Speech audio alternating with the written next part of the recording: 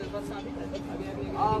खान को रिहा करो, इमरान खान को रिहा करो, पाकिस्तान जिंदाबाद, पाकिस्तान जिंदाबाद। नाज़रीन, पीटीआई में लाख अच्छाइयाँ हैं तो लाख बुराइयाँ भी हैं, और बुराइयाँ इस हवाले से कि ये लोग कान के कच्चे हैं। ये बुराई इनके लीडर इमरान खान में भी है और इनकी लोकल मुकामी लीडरशिप में भी पाई जाती है, जिसको चाहे हायर कर लेते हैं, ट्रस्ट कर लेते हैं, और बाद में मालूम चलता है ओहो भाई ये तो धोखेबाज था, ये था, ये तो फ्रॉडिया था। यही मनाजर फारूक चांडियों के साथ हुए हैं, जो एक अयाश सिंधी वडेरा है और ज़िंदगी भर अमेरिका और यूरोप में अयाशियाँ करता रहा है। यहाँ आके भी इसने अपनी अयाशियाँ नहीं छोड़ी हैं। यही वजह है कि 14 अगस्त को ये 200 लोग भी सड़कों पर नहीं निकाल सका है और अपनी टिकटॉक की वीडियो बनाने के चक्कर में अपने लोगों को ही गुलाम बना के रखता है। आपको ये मनाजिर भी दिखा रहे हैं और उसके बाद हलीम आदिल शेख की स्टेटमेंट भी सुनवाएंगे, जहाँ उन्होंने इस अयाश सिंधी वडेरे को अपनी पार्टी से फारिग भी कर दिया है।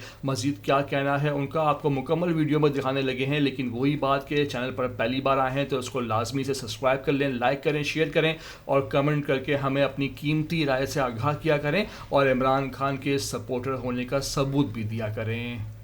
गुज़िश्ता 3-4 रोज़ से एक बड़ा इशू सा बना हुआ था।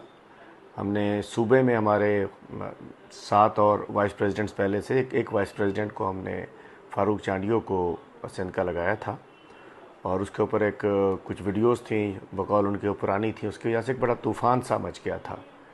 हम कदर करते हैं अपने वर्कर्स की, अपने सोशल मीडिया वॉरियर्स हैं, चूँकि इस जंग में सबसे बड़ा किरदार हमारे सोशल मीडिया के इन नौजवानों का है जो अपनी जान पे खेल कर आधे उनमें से अगवा हो जाते हैं, उसके बावजूद वो हमारी जंग लड़ रहे होते हैं तहरीक इंसाफ की।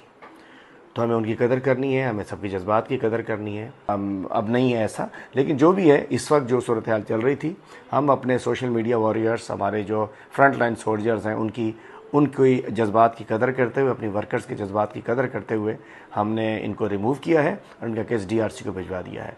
लेकिन मैं कहना चाहता हूँ कि सिंध में बहुत मुश्किल है काम करना, ख़ासतौर पे नवाबशाह और लाड़काना में बहुत मुश्किल है।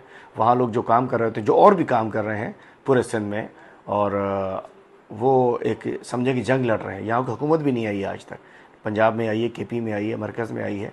तो यहाँ जो लोग बेचारे काम कर रहे हैं अल्हम्दुलिल्लाह दिल से काम कर रहे होते हैं।